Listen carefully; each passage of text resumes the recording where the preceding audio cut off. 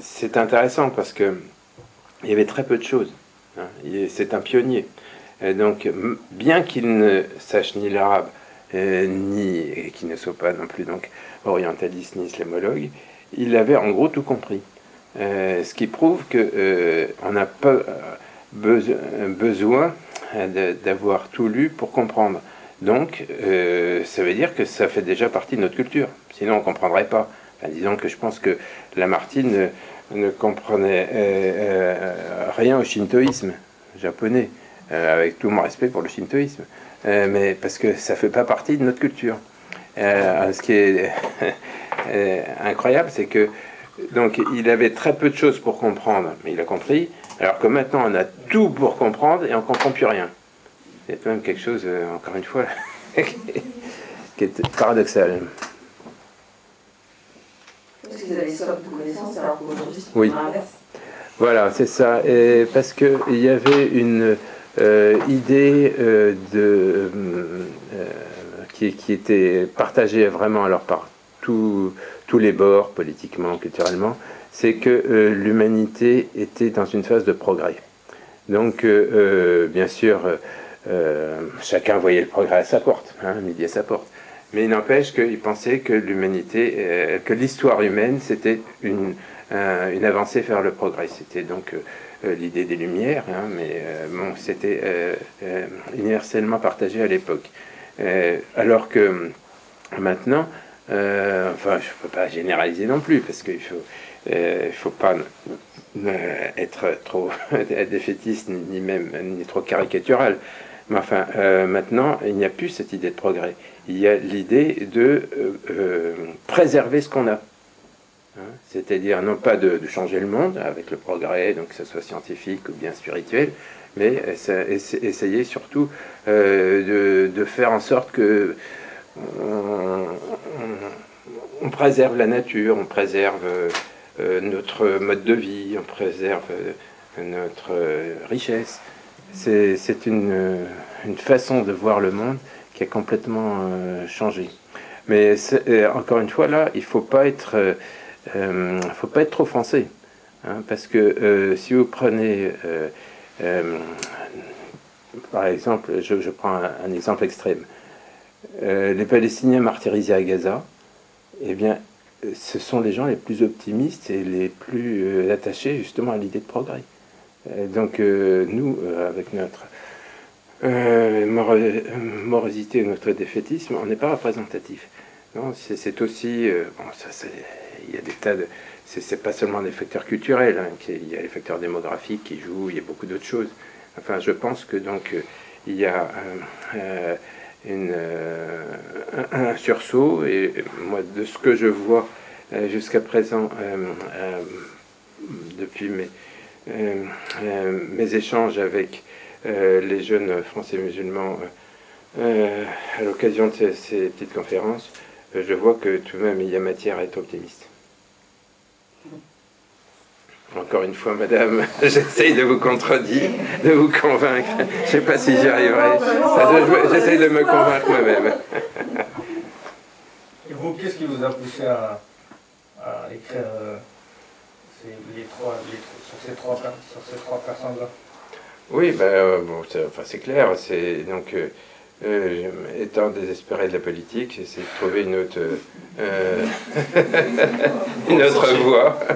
Et je pense que c'est la culture qui est la bonne voie, puisque là, on a des armes, encore une fois, grâce à ça. Ça serait vraiment idiot quand on est donc un partisan de, bien sûr, la réconciliation et bien de l'entente franco-arabe et islamo-chrétienne, de ne pas user des armes. Victor Hugo, c'est comme le 21 au tarot.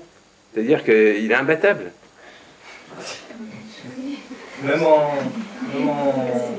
se faisant refuser par 60 maisons d'édition. Oui, ben, j'ai fini par trouver quelqu'un.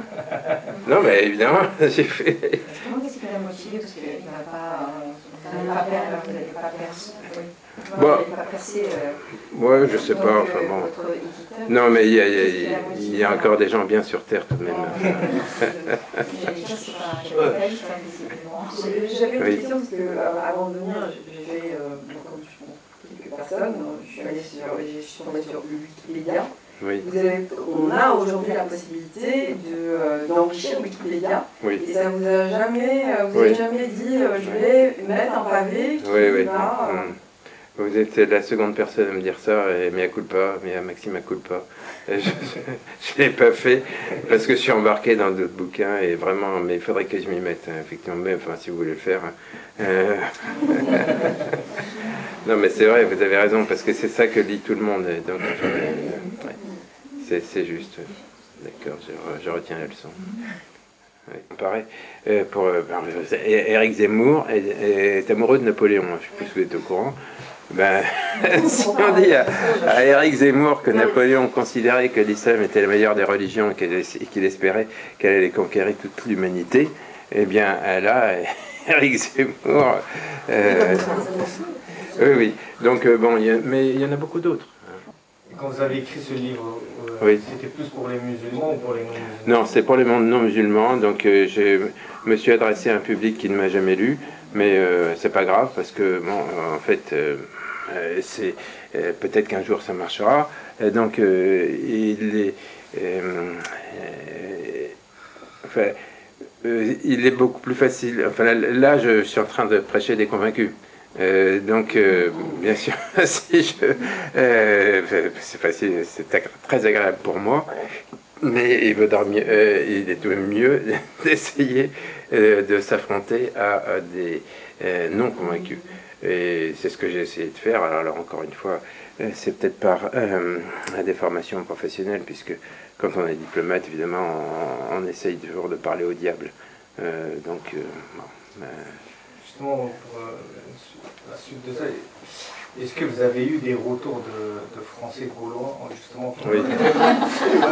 C'est ce qu'il a dit tout à l'heure, oui. Justement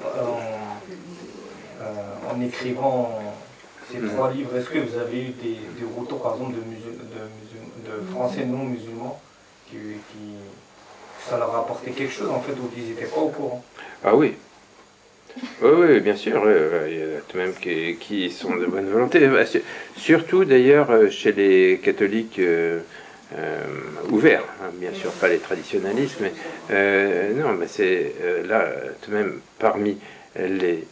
je crois, les catholiques savent bien que quand on critique l'islam, c'est eux aussi qui sont visés. Enfin, les catholiques intelligents, enfin beaucoup. Le pape, par exemple. Le pape, vous êtes au courant, mais on l'appelle souvent le pape Mohammed.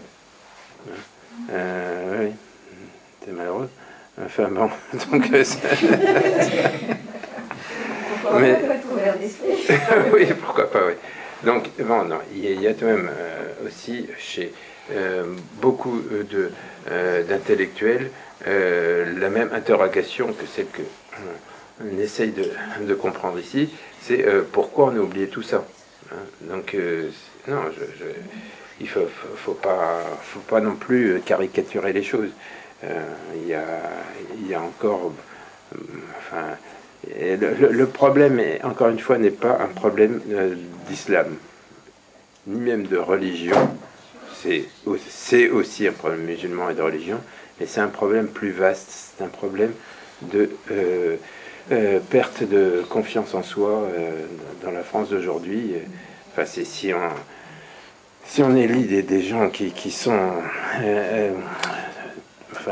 complètement à l'opposé de toutes nos valeurs, ça prouve qu'on n'a plus confiance en ces valeurs. Quand, encore une fois, on ne se respecte plus soi-même. C'est ça qui est terrible, c'est que le manque de respect de l'islam et des musulmans, c'est très compliqué parce que il ne faut pas seulement dire non comme Martine, non, l'islam finalement, ils ne sont pas tous des terroristes, ou bien donc, le prophète de l'islam c'était même quelqu'un de bien. Non, mais il faut convaincre les gens qu'eux-mêmes sont des gens bien. Et là, maintenant, il y a une espèce de nihilisme suicidaire. Enfin, j'exagère un peu, peut-être, mais c'est même assez complexe. Mais les gens ne vont même plus voter. Alors Oui. que la France est reconnue pour être un pays Oui. très politisé et cultivé. Oui, Mais les gens aujourd'hui ont perdu. Voilà, alors donc je pense que tout de même ça ne peut pas durer parce que les gens finiront par s'en rendre compte. Et donc vous, c'est-à-dire nous, enfin les Français musulmans, on est là pour sauver la nation, tout simplement. Enfin, je ne veux pas être trop grandiloquent, mais parce que nous, justement, on se rend compte de ces choses-là et qu'on a vraiment une foi qui permet d'avoir confiance justement en soi-même, parce qu'on est relié au spirituel. Eh bien, c'est nous qui pouvons remettre les gens dans le sillage de la grande culture française, humaniste, ouverte à l'autre et bien sûr ouverte à toutes les religions, puisqu'encore une fois la laïcité c'est pas le refus des religions, mais c'est au contraire le respect de toutes les religions.